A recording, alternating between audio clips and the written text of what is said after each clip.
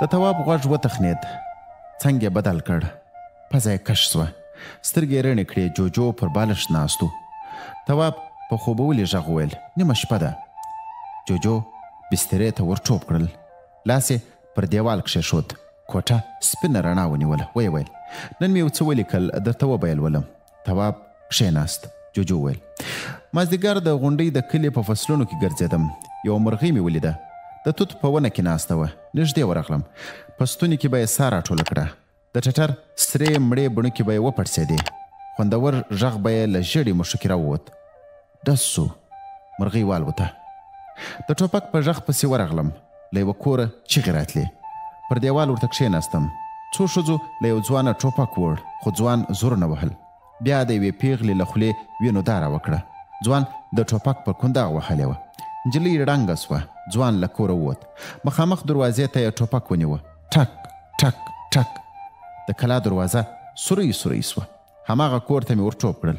هلته هم همدا حال و. ښځو چغې وهلې. یو تنکي ځوان ټوپک پسې غوښت. له جوماته ډله خلک راووتل. دروازې ته ولاړ ځوان یې په زوره په خپل کور نه ایست. له چا به مې پوښتنه کوله. بس په باغ کې ویرولو چرګو ته ورغلم. یوه سره چرګه خپلو چرګوړو ته په غوسه وه. ویلې چې له بنیادمانو څه بلا غواړي. کیسه را معلومه سوه. چرګوړي شنو غنمو ته ورګډ سوي ول. د پټې خاوند د لوټو وارونه ورباندې کړي وو، خو په مقابل لوري ښه نه ولګېدلې. ټوپک یې راخیستی وو. ټک ټک ټک. چرګوړو ته مې کتل، سرونه یې ځړېدلي وو. د پښو په تېرو نوکانو یې مځکه کیندله. جوجو غلی سو. تواب ته یې وکتل. ورو یې ویل: وړه موضوع وه، خبرې یې غوښتې، ټوپک ته څه حاجت وو؟ تواب وچې سترګې ورته نیولې وې. جوجو ویل: له هغه ځایه دې خواته راتلم، خو په لارې کې یوې کلا ته ور وګرځېدم. د کلا د لویې دروازې تر مخ ډله ماشومانو مردک کولې. ټول خیرن ول. د کمیسونو غاړې یې برې ښدلې، خیرنې وې، ښویې خیرې. په چاودو ګوتو کې یې رڼې مردکې ښې نه ښکارېدې. بس بل څه په خولو نه ورتلل. ستا مور، ستا خور، د خره بچې خو دې وکړ. سیوري ته ناستو لویانو هېڅ هم نه ورته ویل، خو تر دوی پیشو ښه وه. زوی یې د کادانۍ د بام پر سر ناستو. مور یې راغله، تور پیشنګوره یې په خوله کې ونیوه. ویې ویل چې له بنیادمانو به څه زده کړې. یوه شېبه کښېناستل. لویانو یوازې د نسوارو په اړه خبرې سره کولې. یوه ته د نسوارو رنګ مهم و، بل ته یې نشه. څومره بېغمه خلک. جوجو غلی سو. یو دم د کلا دروازه وټکېده. جوجو په بیړه پر دیوال لاس تیر کړ. رڼا ورکه سوه. تواب له کوټې ووت. دروازې ته ودرېد. ویې ویل: څوک یې؟ د دروازې له شا وارخطا غږ راغی. زه یم، لال محمد. له یوې کوټې بل څراغ راووت. تواب دروازه خلاصه کړه. د څراغ رڼا په وارخطا سړي ولګېده. سړي تر توابه مخکې سو. کلا ته ننوت. په خواره خوله یې وویل: باتوره، د خدای روی ومنه، د الوکانو مور مې په اولاد ناروغه ده، تر ښاره یې ورسوه. د تواب پلار خپل کیڼ لاس د څراغ رڼا ته ورنږدې کړ. په خوبولي غږ یې وویل: په دې نیمه شپه به تر ښاره څنګه ځو؟ د موټر 2 ساعته لار ده. سړي خواست کوه. باتور د موټر په کلي پسې ولاړ. شېبه وروسته د موټر د چالاندېدو غږ واورېدل سو. پر مخامخ دیوال تیز رڼا ولګېده. موټر له کلا ووت. لال محمد د موټر د څراغونو تر ژړې رڼا مخکې منډې وهلې. تواب دروازه پورې کړه. کوټې ته راغی. اوږد وغځېد. د جوجو درک نه و. د هلک سترګې سره ورغلې. یو وخت یې د موټر هارنونه واورېدل. د باندې ووت. ژړه رڼا د کلا د لرګینې دروازې له چولو څخه راوتلې وه. تواب دروازه خلاصه کړه. موټر د کلا منځ ته راغی. تواب له پلاره د ناروغې مېرمنې پوښتنه وکړه. لنډ ځواب یې واورېد. په لاره کې مړه سوه. هلک برج ته وخوت. د کلي له منځه چغې راتلې. په تنګو کوڅو کې بل څراغونه د لال محمد کور ته روان ول.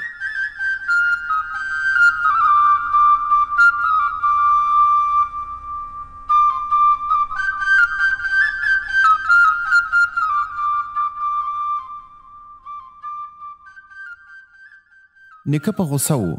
سپکې سپورې ویلې. تواب تر کړکۍ ور وکتل. د سهار خړه وه.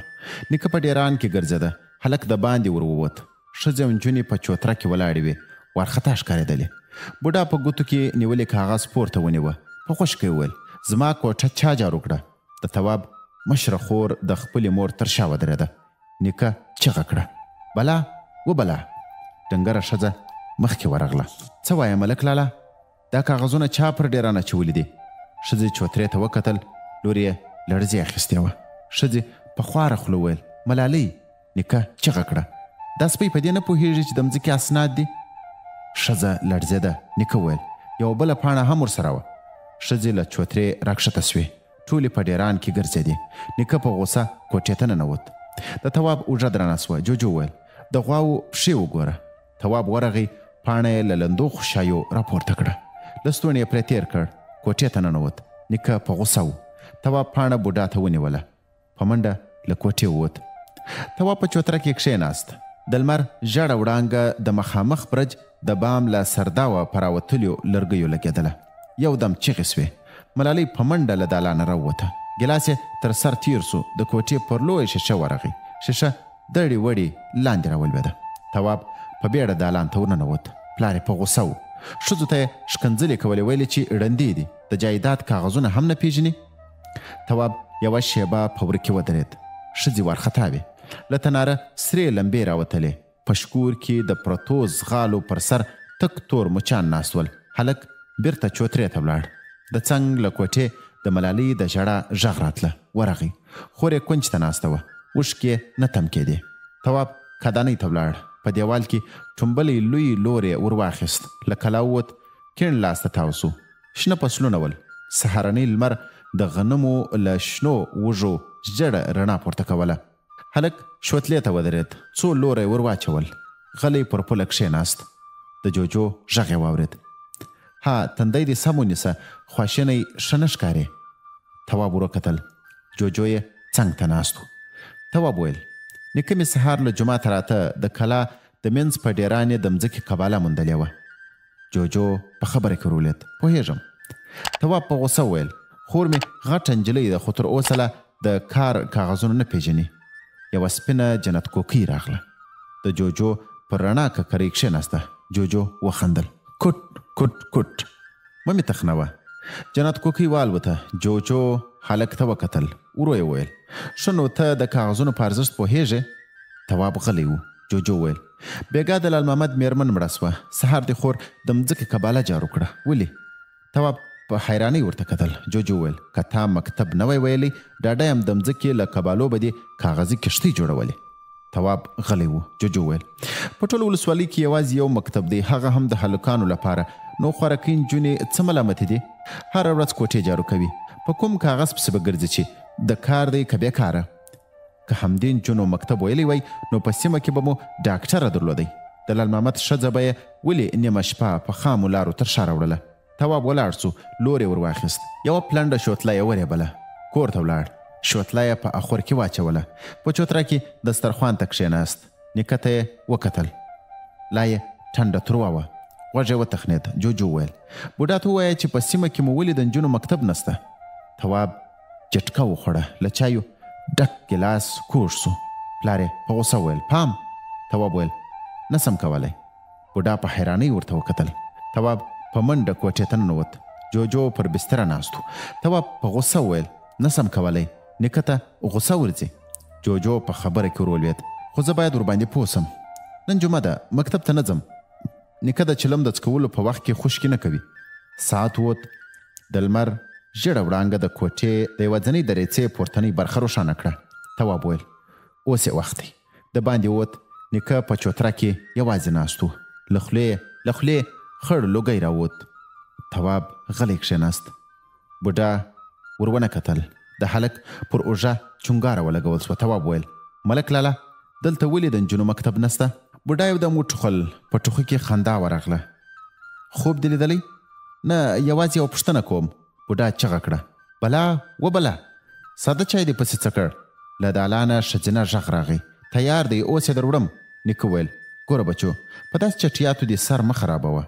تواب په رېږدېدلي غږ ویل که ملالۍ مکتب ویلی وای نو د مځکې کاغذونه به یې په ډیران نه اچول. د بوډا د تندي ګونجې ژورې سوې. زه د هلکانو مکتب نه غواړم. ته د نجونو د مکتب کیسې راته کوې. ورک سه. تواب په منډه کوټې ته ننوت. جوجو ویل وبخښه. تواب پر تړلې بسترې کښېناست. جوجو ویل مور دې بلا نومېږي؟ تواب په حیرانۍ ورته وکتل. نه. نو نوم یې څه دی؟ د تواب تندی تریو سو. نه سم ویلی. ولې؟ تواب غولي ته کتل. جوجو وویل یو ټکي ته مې پام سو وړې نجونې نومونه لري زرمینه، طاهره، ملالۍ، خو چې غټه سوه او واده یې وکړ بیا یې نوم بدلیږي. تور سرې، سیاسره، کډه، عاجزه، د حیواناتو مور، بلا. دا ولې؟ تواب په غوسه وویل دا مه راته وایه چې له نیکه وپوښته. جوجو وخندل. ګرانه سپکه مې نه در باندې لورېږي، خو که ورباندې پوه سم بده به نه وي. تواب فکر یووړ. یو دم یې وویل راځه. هلک د باندې ووت. د کلا دروازې ته ورغی. شنه فصلونه ولاړ ول. د دهقان کوچنی زوی د پیازو له نریو ډکو څخه واښه لرې کول. تواب پر پوله ورته کښېناست. د ځان په منګ هلک ته یې وویل پلار دې څه نومېږي؟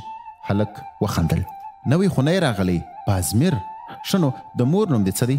هلک یو دم ولاړ سو. تواب یې تر ګریوانه ونیوه. دواړه له اوبو ډک لښتې ته ولوېدل. بازمیر راغی خپل زوی یې له ولې ونیوه، خو هغه زور نه وهل. په هوا کې یې تړلې سوکان تاول. تواب له اوبو پورته سو. پر خوله یې لستوڼی تیر کړ. وینه وه. د بازمیر زوی په دوه کېده. زورونه یې وهل. وخت ووت. جنګ سوړ سو. بازمیر د شخړې علت وپوښت. زوی ویل چې زما د مور نوم یې وغوښت. سړي ته غوسه ورغله. تواب ته یې وکتل. په خشکه یې وویل ته بد اخلاقه یې، نیکه ته دې وایم. تواب روان سو. نیغ کور ته ولاړ. د مکتب کتابونه یې راوپلټل. جوجو وویل پزه دې هم وینه ده. تواب په دیوال کې ټومبلې وړې آینې ته ودرېد.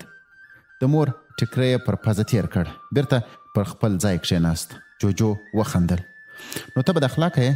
هلک په غوسه ور وکتل. جوجو وویل ټوکه. تواب یو کتاب ور واخیست. جوجو وویل ښه نو د ښځې د نوم اخیستل بد اخلاقي ده؟ تواب په خبره کې ورولوېد. نه پوهېږم، خو دوی یې شرم ګڼي. د کلا دروازه وټکېده. تواب ورغی. سرمالم ولاړو. ملک یې غوښت. هلک د نیکه د کوټې خواته منډه کړه. نه و. دالان ته ورغی. له موره یې پوښتنه وکړه. بیرته لویې دروازې ته ورنږدې سو. سړی یې وپوهوه چې نیکه په کور کې نسته. سرمالم ګام واخیست، خو تواب یې تر مخ ودرېد. سر یې وځړېد. ورو یې ویل نیکه مې مور ته بلا وایي، پلار مې د سیاسرې نوم ورباندې ایښی، تره مې خپله ښځه عاجزه بولي. دا ولې؟ سرمالم وخندل. په اصلي نومونه یې شرمېږي. تواب ویل په رښتیا هم شرم دی؟ سړي تواب پر سر لاس تیر کړ. ورو یې ویل زموږ د پیغمبر مور بیبي آمینه نومېده. میرمن یې بیبي خدیجه وه. لور یې هم بیبي فاطمه. که شرم وای بیا مو په همدې نومونو نه یادولې. سرمالم روان سو. تواب یوه شیبه د دیوال سیوري ته کښېناست. د نوي کلا پخڅه د کلي له ټولو کورونو لوړه وه، خو لا هم خټې پرې تپل کېدې. ورهاخوا د غره پر څوکه د سپینو واورو سکه لا نه وه ختلې.